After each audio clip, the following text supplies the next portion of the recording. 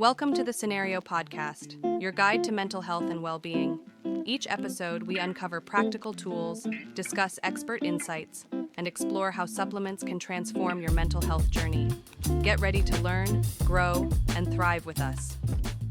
Okay, seriously, who doesn't feel stressed these days? It's like deadlines and to-do lists and emails, just, Oh, yeah, modern life can be a lot sometimes. totally. Yeah. But what if I told you there's a way to kind of tap into some inner superpower to chill out, feel more focused? Okay, now that sounds interesting. I'd love to hear more about that. And get this, it's all about your breath. We're doing a deep dive on 5 breathing exercises. Some sound so easy. I'm like, really? But there's science behind it, apparently. It's true. I mean, it's amazing how breathing, such a basic thing, can change how we feel so much. Right. It's almost like your breath is a direct line to, your nervous system, kind of like a steering wheel for your internal state. Oh, I like that. Yeah. So when we're all stressed and breathing gets fast and shallow, we're basically telling our body to panic. Exactly. It's that fight or flight response, great for, actual danger, not so much for a packed inbox. Yeah, no need for adrenaline for emails. So these breathing exercises, we're hitting the brakes on that stress response. You got it. And it can really do wonders. Lower heart rate, fewer stress hormones like cortisol, even clearer thinking. Well, okay, now I'm really paying attention. Let's jump into the first one. It's called diaphragmatic breathing, but also belly breathing, which kind of makes me laugh a little. Yeah, the name's a bit funny, but don't let that fool you. It's powerful stuff. You're using your diaphragm, that muscle under your lungs. Oh, right. So instead of that shallow chest thing we do when stressed, we're breathing more into our belly. Yes. Focus on that belly expanding as you breathe in, then gently contracting out, like filling a balloon almost. Okay, I can picture that. Just thinking about it feels relaxing. What happens if we do diaphragmatic breathing right? What's the good stuff? Well, your lungs work better, so more oxygen with each breath could mean more energy, even sharper thinking.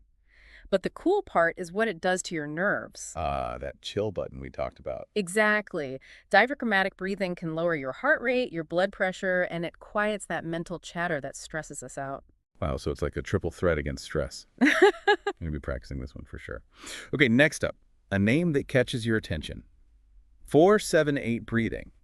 This one's pretty popular. Dr. Andrew Weil came up with it. It's known for calming you down and helping you sleep better. Oh, I'm always up for better sleep. Tell me more. How does it work? Timing's the key here. Breathe in quietly through your nose for 4 counts, hold it for 7 counts, then exhale slowly through your mouth for 8 counts. Like a little dance for your breath. Really that easy. It is. The magic is in slowing things down, especially that longer exhale. It signals your body to relax, calm everything down. So we're hitting the chill button again, but this time with a specific rhythm. Interesting. Why is this so good? Especially for sleep. What does the science say? That long exhale, it actually slows your heart down, less anxiety, more calm. And by focusing on the counting, your mind gets a break from worries and racing thoughts. So it's double the relaxation power. I can see how that helped with falling asleep. Anything else about this technique? Just be patient. Might take a few tries to get the timing right and really feel it working.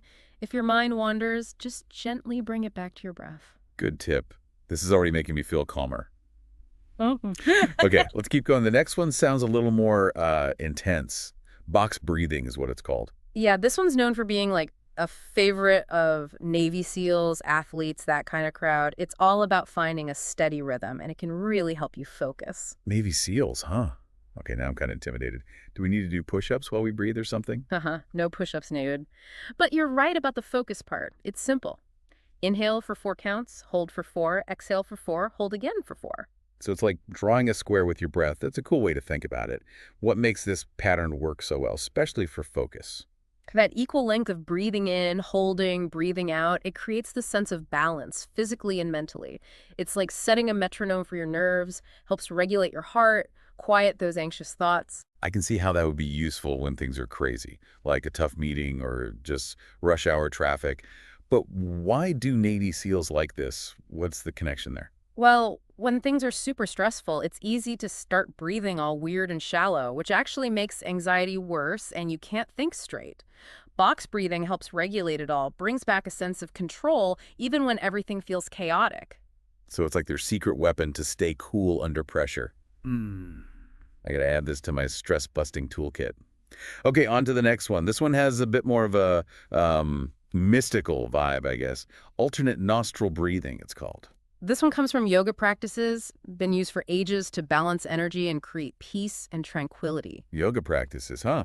Intriguing, but I'm picturing myself all cross-legged in a yoga studio, and I'm not exactly the most flexible person. No worries, you can do this sitting in a chair, lying down, even standing up.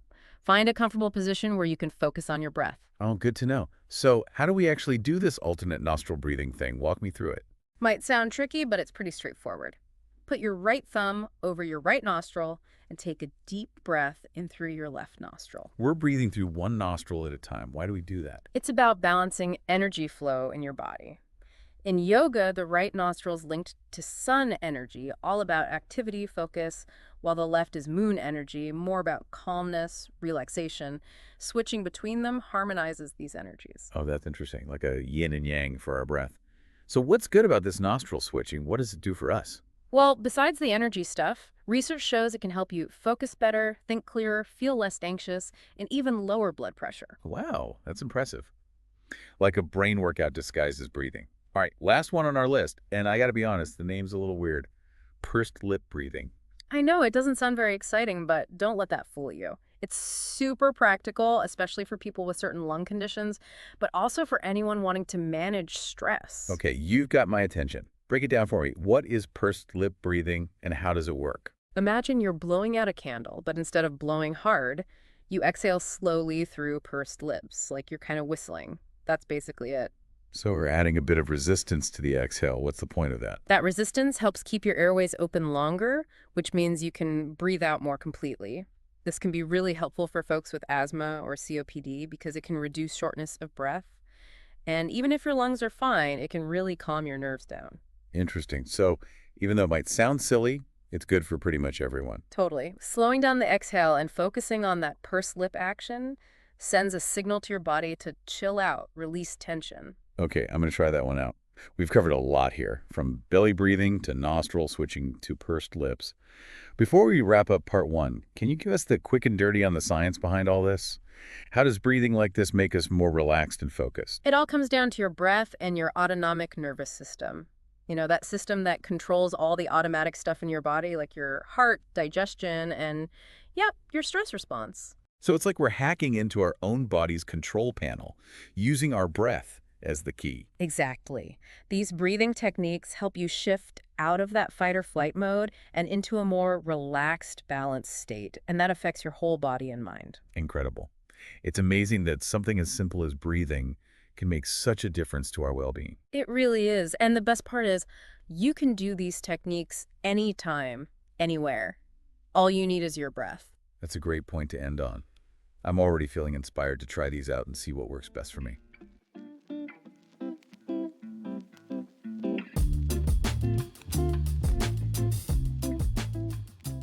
Welcome back. It's great to dive a little deeper into these techniques now that we've got the basics down. I know, right? I've actually been trying that 4-7-8 breathing before bed since we last talked.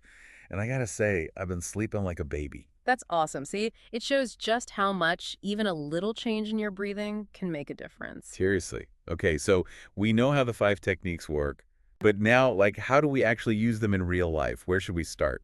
Let's go back to that diaphragmatic breathing. It's like the foundation, and you can honestly use it all the time, anywhere. Hitting that afternoon slump at work. Take a few minutes. Focus on those deep belly breaths. So like a mini break for my brain without leaving my desk. I'm into that. Right. It's a little vacation for your nervous system. And you know, what's cool is it's not just for stress. Diaphragmatic breathing can help with anxiety, even make you a better athlete, believe it or not. Wait, really? For sports? Mhm. I'm picturing myself doing belly breaths in the middle of a marathon. That seems kind of counterintuitive. Think about it, though. When your breathing's all shallow, you're not getting enough oxygen, which makes you tired faster. But deep breaths, using your diaphragm, that's max oxygen to your muscles. Oh, that makes sense. So it's not just about feeling chill. It's about giving your body what it needs to work its best. Never thought of it like that. What about 4-7-8 breathing? We talked about sleep, but is it good for other stuff too? For sure. Remember that rest and digest mode it activates. Perfect for whenever you're feeling anxious or overwhelmed. Big presentation coming up. Few rounds of 4-7-8, those pre-speech jitters will calm right down. Tough conversations stressing you out helps you stay grounded, think clearly. Like a pocket-sized stress reliever I can take anywhere. Love it. You know, I was wondering, some people might find it hard to hold their breath for that whole 7 counts. Any tips for them? That's a great point. It's normal to feel a bit weird at first, especially if you're not used to it. Don't push it too hard. Shorten the counts a bit at the beginning. Totally fine. Most important is to keep that 4 to 7 to 8 ratio. So maybe try 2, 3.5, 4, and slowly work your way up. Okay, that's good to know. Like a reminder that we can tweak these things to fit what we need. What about box breathing? Yeah. This one really fascinates me, maybe because of that Navy SEAL thing. Is it just for super high pressure moments, or can regular folks like me use it too? You don't need to be a SEAL to benefit from box breathing. Remember, it's all about that balance and stability in your nervous system. So anytime you need to sharpen your focus, a big project at work, or just trying to stay present when things are busy, boom, box breathing is your secret weapon. I've even heard it can help with, like, specific anxieties, social anxiety being one of them. Is that true? Absolutely. Social anxiety, a lot of times it's about feeling overwhelmed by everything around you, overthinking how you're coming across to others. Box breathing helps calm that inner storm so you can be more present, more grounded in those situations. And since it's so subtle, you can do it anywhere without people even noticing. That's so helpful. Okay, let's move on to alternate nostril breathing. I have to admit, I'm a little skeptical about this one, maybe because it just sounds so, I don't know, mystical. Can you convince me there's more to it than just like switching nostrils? I get it, but the science behind it is pretty cool.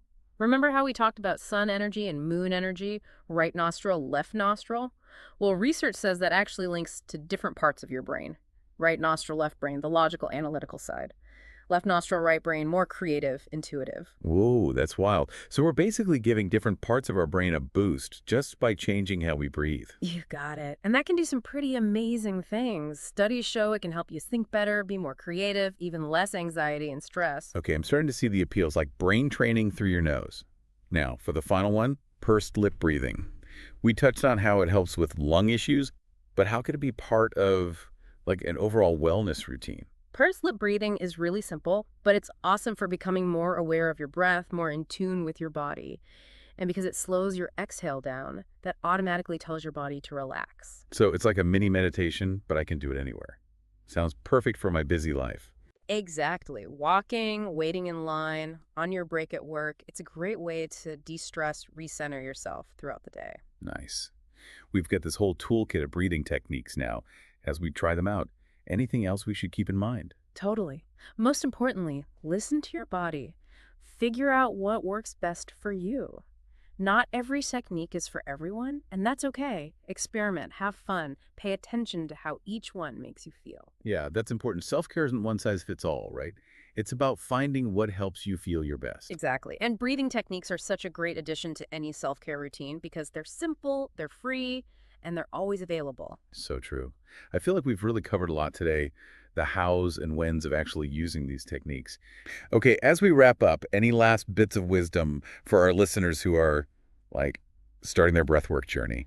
Be patient, have fun trying out the different techniques, and notice the little wins along the way. Even a few minutes of focusing on your breath can shift your mood, quiet your mind, and you'll be amazed how much more energized and focused you feel. I love that. It's a good reminder that we have this powerful tool right inside us, our breath, and it can help us handle whatever life throws at us with more peace and resilience.